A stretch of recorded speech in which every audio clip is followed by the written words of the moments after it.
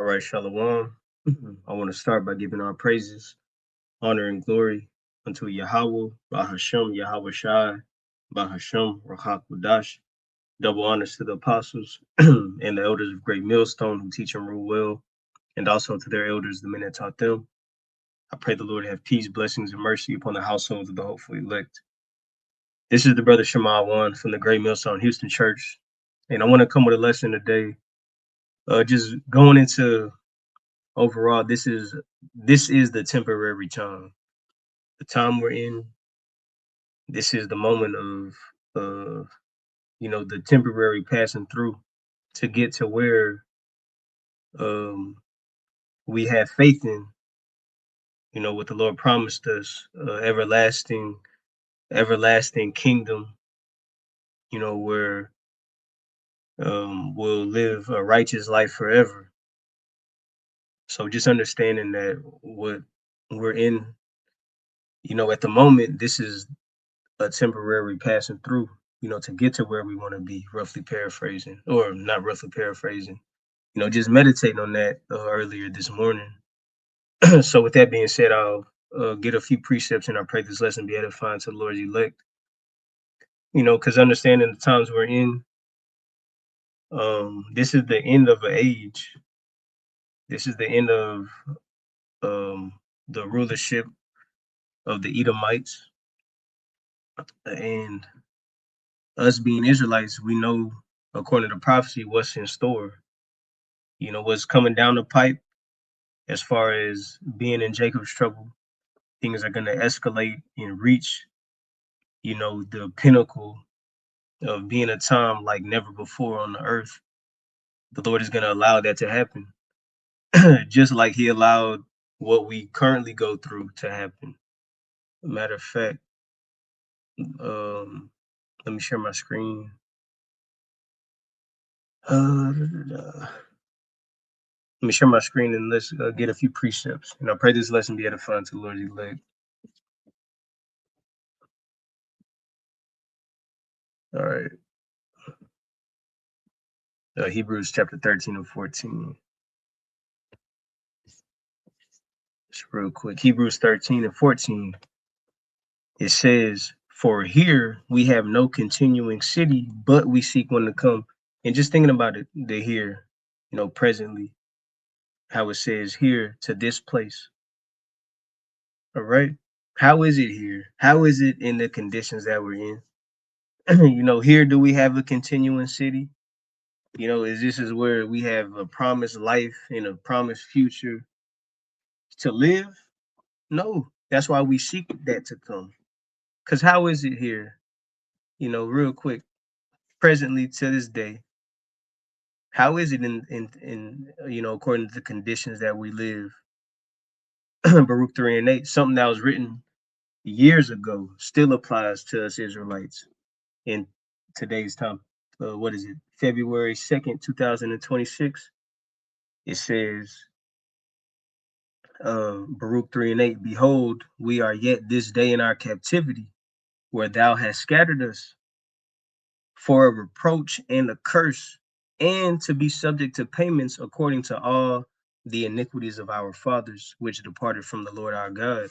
So that's why we have no continuous city here, right? We have no continuous city here because this is the current conditions that we're living in. We're in captivity still to this day, where the Lord scattered us. You got to understand, if it's just a one, it's supposed to be peace and happiness and joy and just good. That's false. Because when you understand, the reality of our life, which is consistent in these scriptures, you know, you can see what it really is. That's why you understand the current situation, but this is just a passing through. This is the temporary part. This is the temporary side of the test. All right. But it says, "So while we're here, the Lord scattered us for a reproach and a curse." Read Deuteronomy the 28th chapter and tell me if those things aren't fitting. It says, "And to be subject to payments." Yeah, you work your life away. You work your ass off, but things don't add up, regardless of how much money you make. That's because we're under the curses. All right. To be subject to payments, you have to work. You are under the rule of payments. You have, in order to continue to live, you have to make payments for the shit you need. Rent, lights, water, just all the, food, so on and so forth. If you got health issues, you have to pay for all of these things. It's not free. You know what the earth produces for us freely? We have to pay for that today. What the Lord provided for us to be able to live and be sustained on this earth, we have to pay for those things. And that's just, what's needed, not the extra necessities and shit. It says to be subject to payments. Why? According to all the iniquities of our fathers, which departed from the Lord. And that's what we got. It's called payback. You reap what you sow.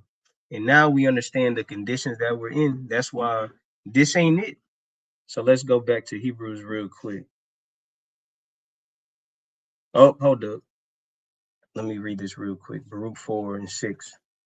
Understanding this is a temporary situation. So although it seems like we're at the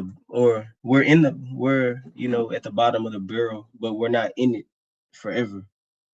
Baruch 4:6, you were sold to the nations. That's how we got scattered.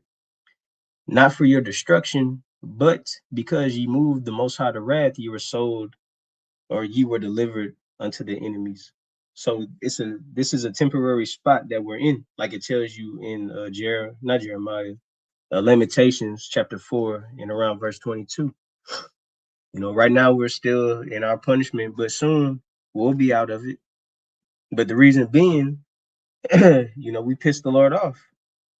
So he sold us into, these other nations, but not for us to be destroyed, right? It's just, hey, we're the sons of God, so the Lord judges us differently from how he deals with the other heathen, you know. But let's go back to Hebrews 13 and 14. It says, so currently, Hebrews 13 and 14, for here we have no continuing city, but we seek one to come. Real quick. What is that? 2 Corinthians 4 and 18. 2 Corinthians chapter 4 and verse 18, it says, matter of fact, let's start at 17. 2 Corinthians 4 and 17, it says, for our light affliction, and some of the things, we just read in Baruch. What did it say? We're in captivity. We are under these curses. We're under reproach. We're subject to payments. And guess what? All of those things are oppressive. All of those things hurt. You feel those things. It's not a comfort. It's not good and pleasure. Those things are, a great weight on our shoulders of feeling these curses, of feeling being in the hands of our enemies. But what we have to look forward to, the eternal rather than the temporal. It says, for our light affliction, which is but for a moment, you know, momentarily. It says, worketh for us a far more exceeding and eternal weight of glory. So what we go through is really forming us, into, what we're gonna be. This ain't the end all be all. This condition we're in, this is how it's gonna be forever. No. And this is gonna be a continuation, a continuing cycle of this. No. It says, verse 18, while we look not at the things which are seen, which is currently presented before us, the life we live, the access to things that we have. We don't look at that.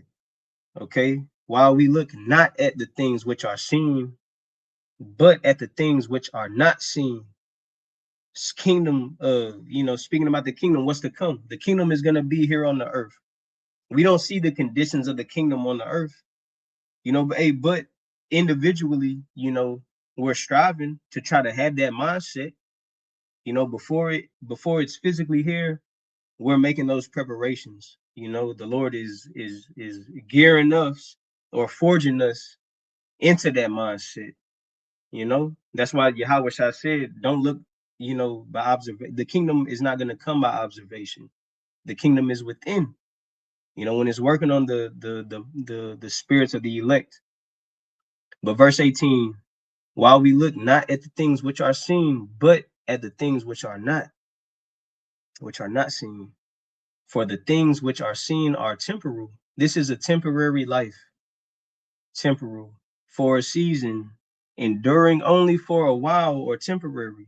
It says season for a season, temporal. All right. It says, for the things which are seen are temporal, but the things which are not seen are eternal. And that's literally everything, you know, even to us, you know, physically. You know what, you know, the ones we love, even, you know, the children, our women, our loved ones, that's a temporal image. You know, this is a temporal experience. Us in this flesh, this shit is temporal. You know, it's just for a moment. You got people really investing in and cashing into something that's fading away, something that's corruptible. Oh, dude.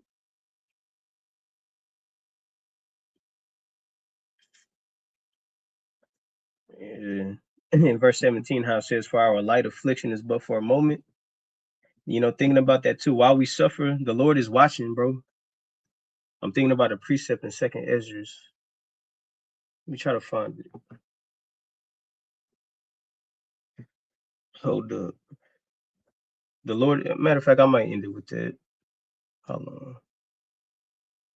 Yeah, let me, Lord willing, I can find it and I'll close with that. But 1 second.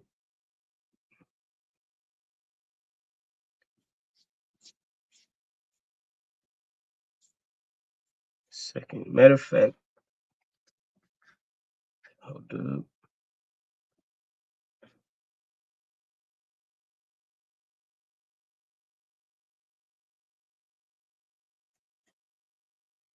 Let me see.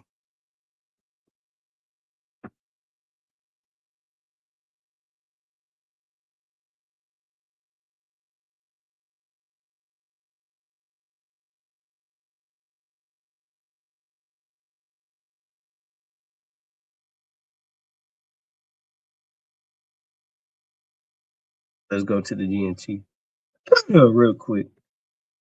Lord willing, I can find it. Oh, I forgot to type in Apocrypha.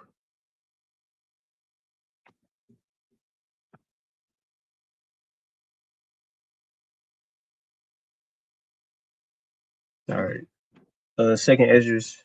I know it's in the 8th chapter.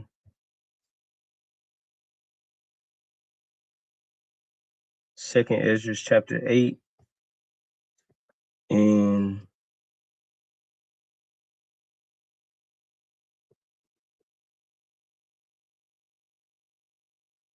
let's start at verse 31. All right. Second Esdras 8 and 31.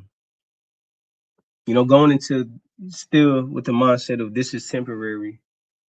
This ain't the eternal, right? So, you know, Second Esdras 8 and 31.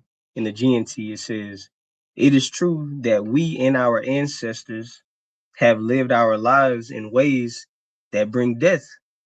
But it is because of us who are sinners that you are called merciful. And we read in Baruch, you know, the Lord scattered us to our enemies due to us serving other gods and worshiping idols and, you know, such things like that.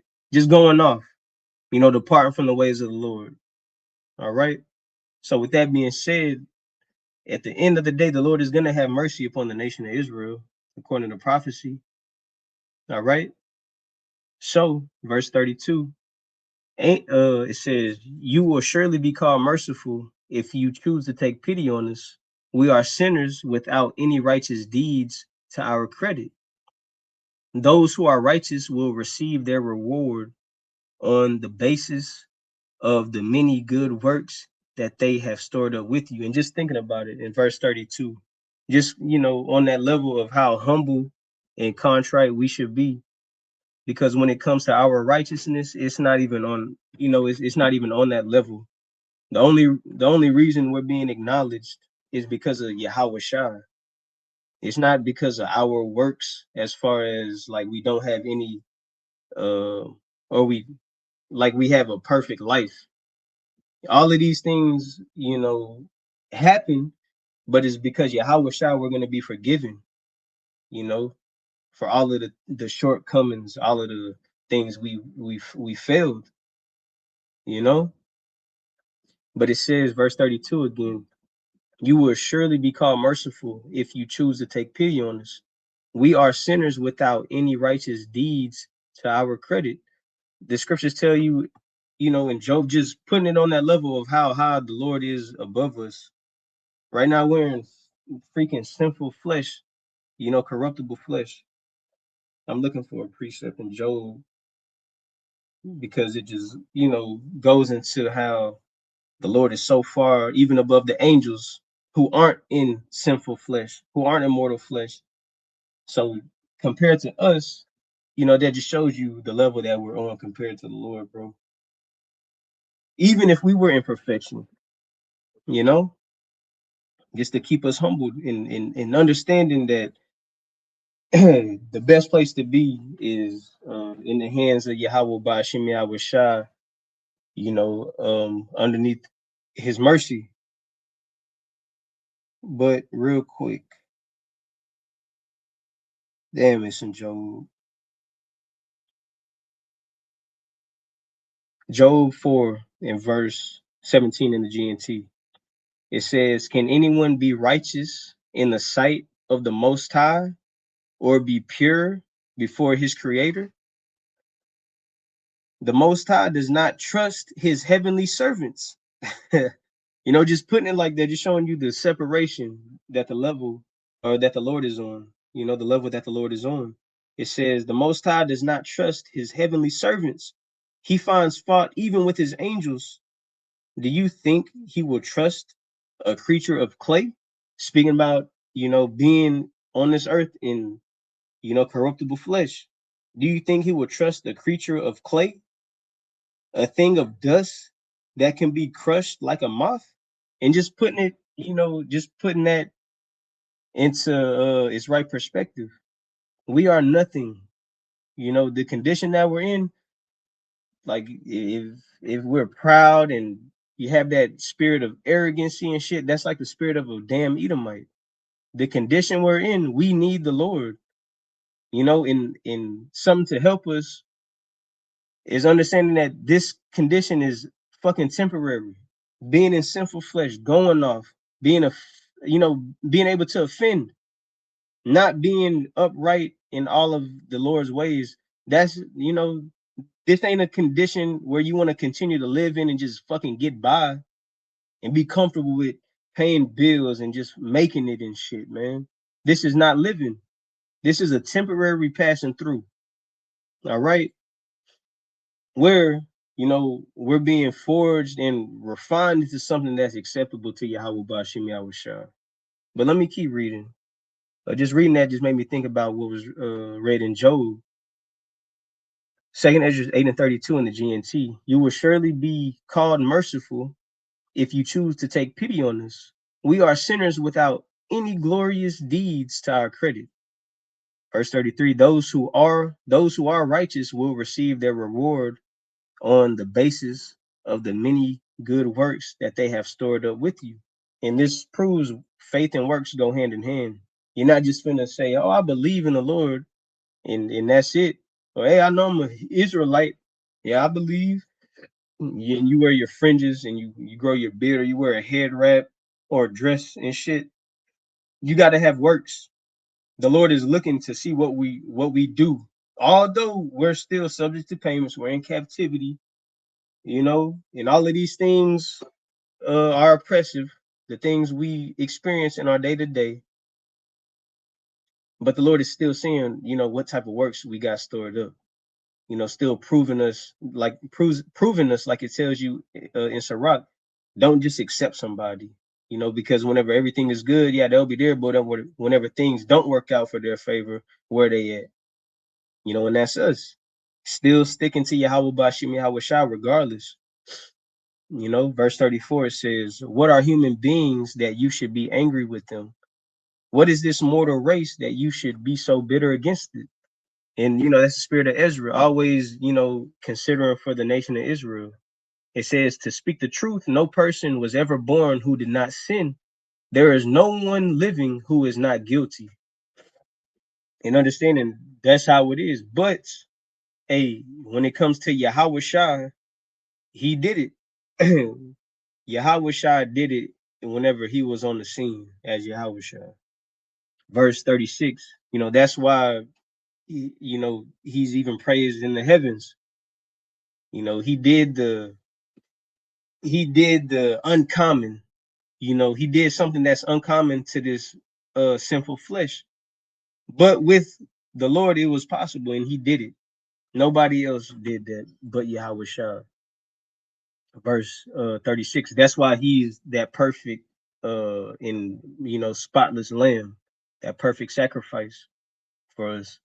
Verse 36, it says, therefore, Lord, your righteousness and goodness will certainly be made known when you show your mercy to those who have not, or to those who have no treasure of good deeds.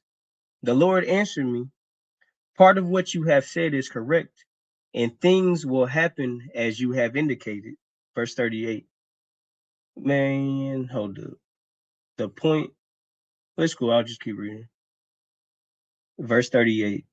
It says, you can be sure that I will give no thought to those who sinned or to their creation, death, judgment, or destruction.